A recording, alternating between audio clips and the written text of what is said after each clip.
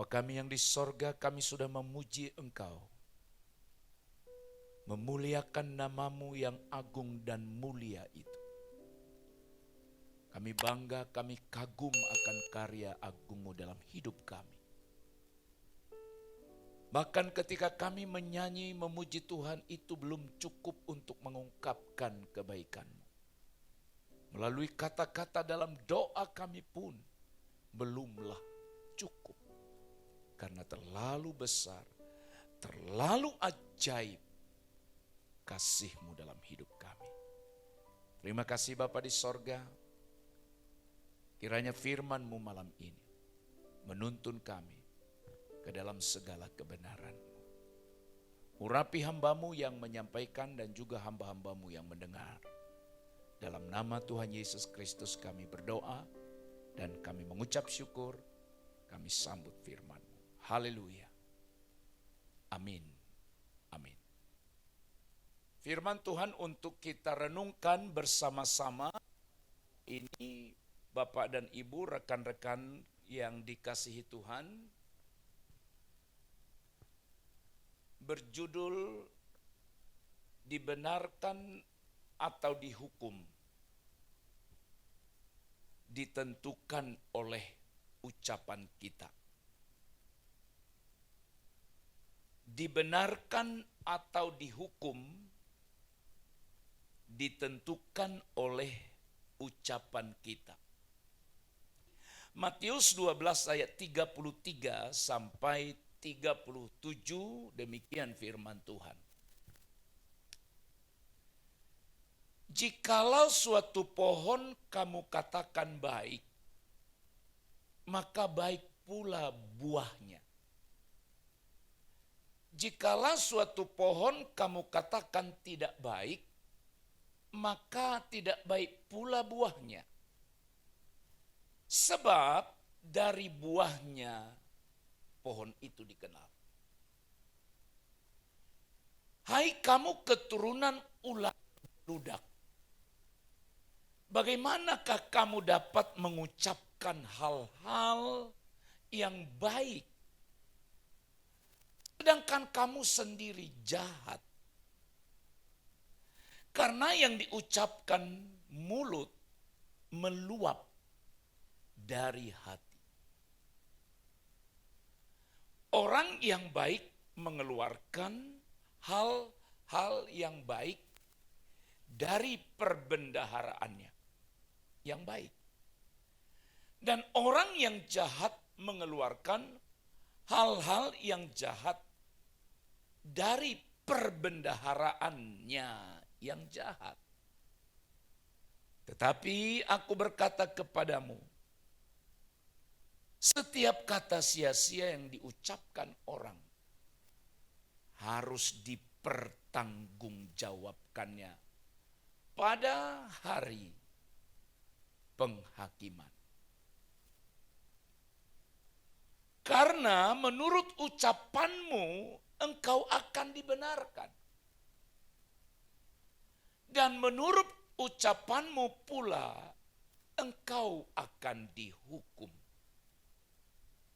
Amin. Di zaman sekarang ini, di zaman teknologi yang canggih atau perkembangan ilmu pengetahuan dan teknologi yang semakin maju, kebebasan banyak orang untuk berbicara semakin mudah, semakin gampang. Karena semua fasilitas tersedia. Dan di saat yang sama pula, ketika kita mengucapkan atau menyampaikan sesuatu di media sosial, sesaat itu jugalah banyak orang yang akan tahu. Banyak orang yang akan membacanya. Sekarang ini saudara-saudara, mulai dari kalangan rendah sampai kalangan atas, Orang bebas mengucapkan apa saja yang hendak diinginkan atau hendak disampaikan. Namun saudaraku sekalian, kemajuan teknologi tidak boleh membuat kita kehilangan kontrol. Ya, sekali lagi. Kemajuan kebebasan sarana yang sangat banyak, yang sangat mudah, tidak boleh membuat anak-anak Tuhan lepas kontrol. Sebab ada yang bisa kita ucapkan secara langsung, ada yang tidak diucapkan secara langsung, ada lisan, ada tulisan. Saudara-saudara, tapi di ayat yang ke-37, Yesus bilang, karena menurut ucapanmu engkau akan dibenarkan. Dan menurut ucapanmu pula engkau akan dihukum. Sebelum sampai kepada ayat-ayat itu, tadi Yesus mulai perkataan ini menyinggung masalah hati. Masalah hati. Maka saya mulai coba renungkan, ada apa dengan hati? Ada apa dengan hati manusia, dengan hati kita? Sebab apa yang kita ucapkan itu sesungguhnya diawali atau berasal dari hati. Nah, yang pertama saudaraku sekalian, hati itu ibarat akar. Ucapan itu adalah buah. Kalau kita baca ayat 33 tadi, sesungguhnya tersirat di sana pemahaman ini. Jikalau suatu pohon kamu katakan baik, pohon baik, maka baik pula buahnya.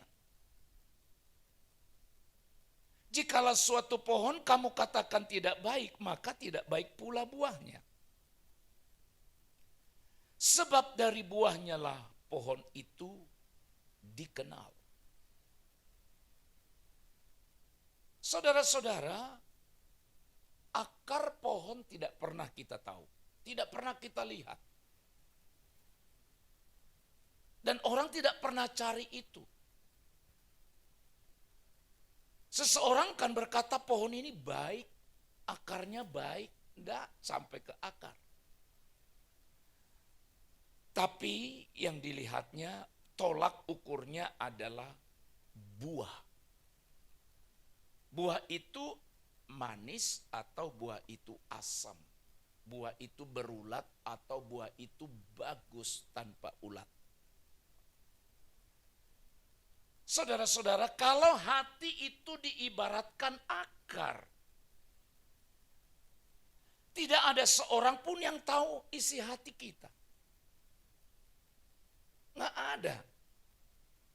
Yang tahu isi hati kita hanyalah diri kita dan Tuhan. Saudara tidak tahu isi hati saya dan saya juga tidak tahu isi hati Bapak Ibu. Di saat saya sampaikan firman ini, saudara boleh melihat saya. Boleh memandang saya ke depan. Tapi hati saudara siapa yang tahu? Selain saudara dengan Tuhan. Nah, oleh sebab itu saudaraku, jika hati kita tidak diubah, maka hidup kita tidak akan pernah dapat dibaharui. Karena semua kembali kepada hati kita. Tekad. Kita harus berusaha untuk menjadi orang yang benar-benar baik daripada hanya tampak baik dari luarnya saja.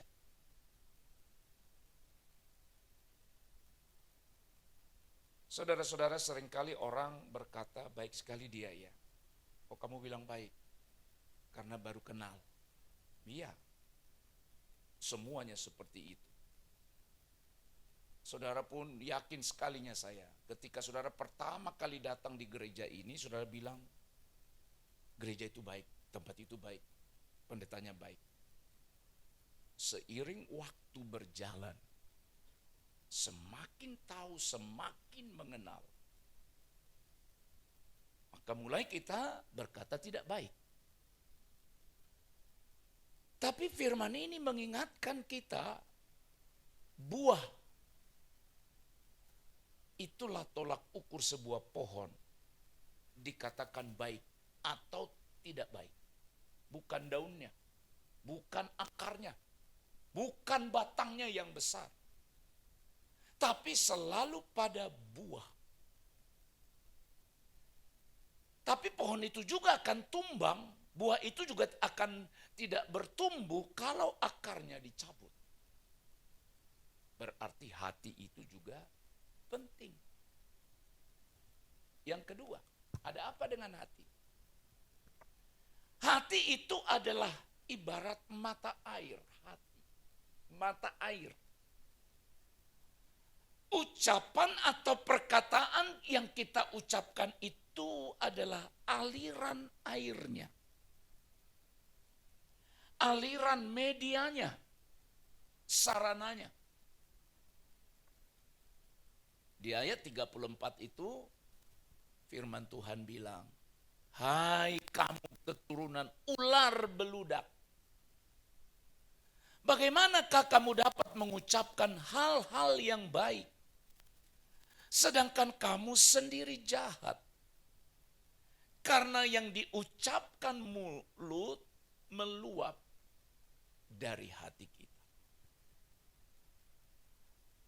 Ketika membaca firman ini, ya memang kami sedang membaca minggu ini Injil Matius.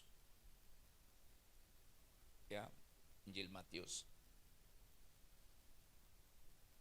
Maka sampai pada sebuah perenungan, bahkan kalau saudara ingat tadi pagi renungan pendek yang saya kirim di grup gereja itu adalah ini. Perbendaharaan yang baik atau yang jahat, buruk.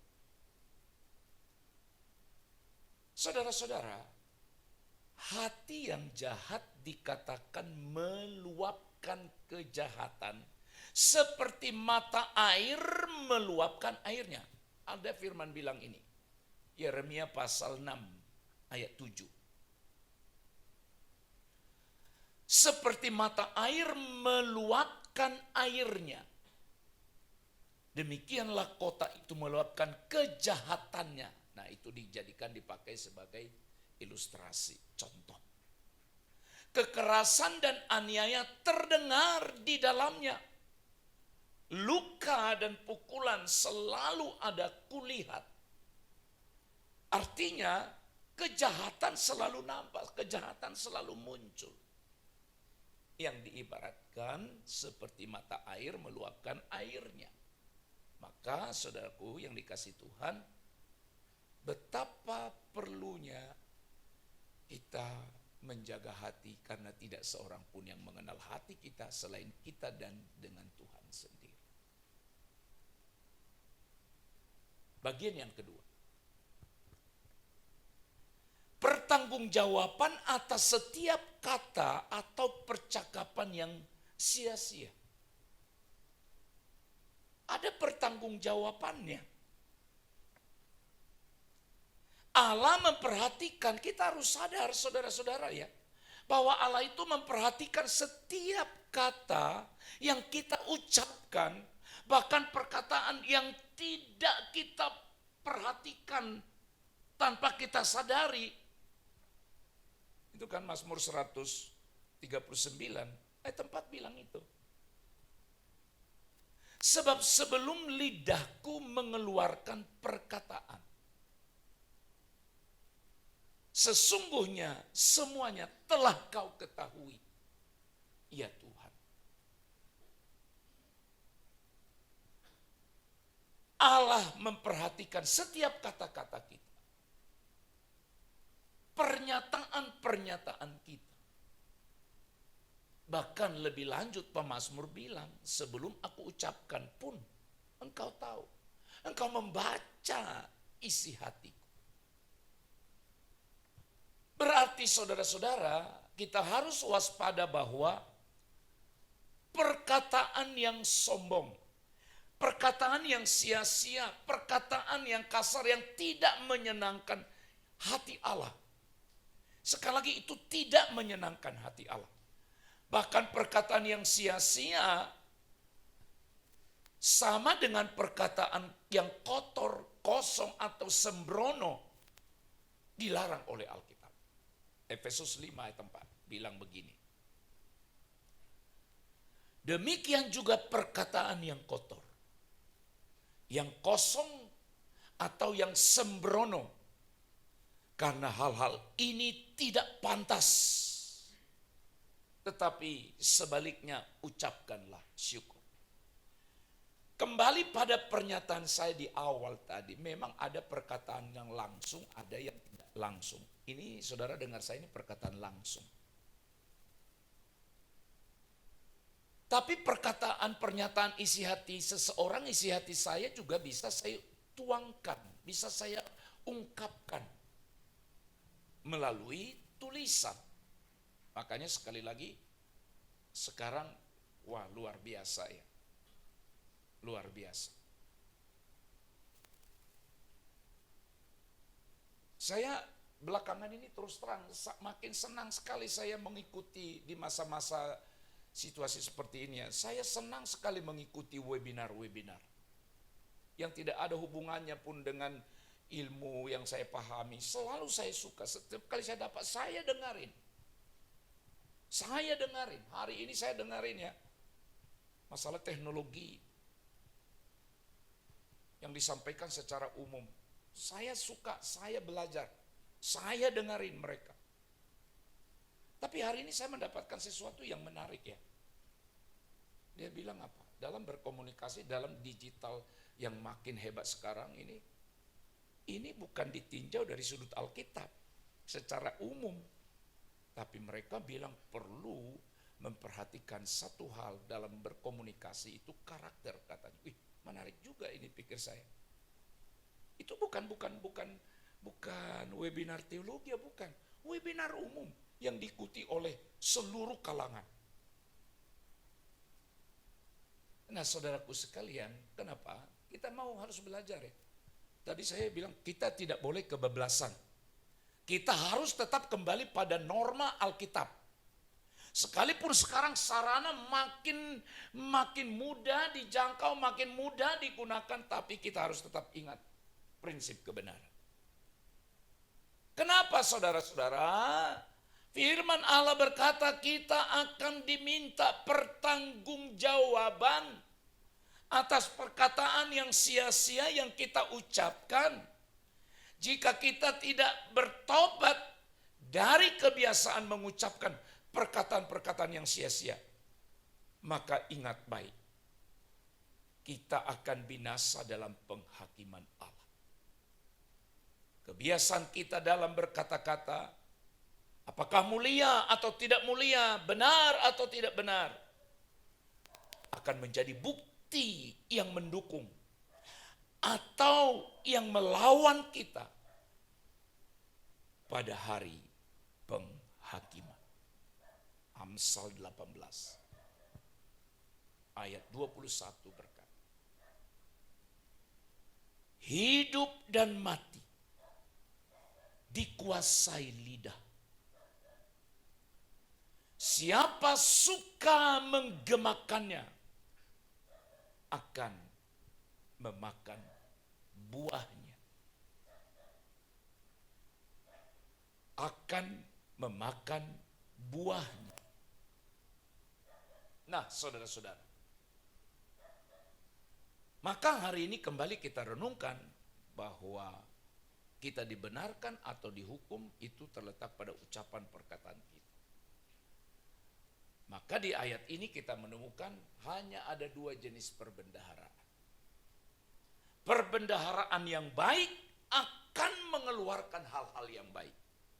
Perbendaharaan yang buruk, yang jahat akan mengeluarkan perbendaharaan yang buruk dan jahat. Oleh sebab itu, apa yang ada di perbendaharaanmu hari ini? Ada apa?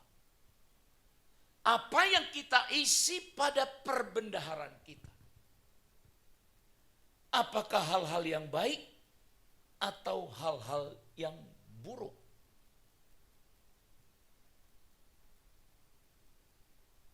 Doa kita bersama-sama, biar kita mengeluarkan hal-hal yang baik dari perbendaharaan kita yang baik. Dan orang-orang yang jahat akan mengeluarkan hal-hal yang jahat dari perbendaharaannya. Di perbendaharaan yang baik itu apa saja yang bisa ada di sana, saudara-saudara?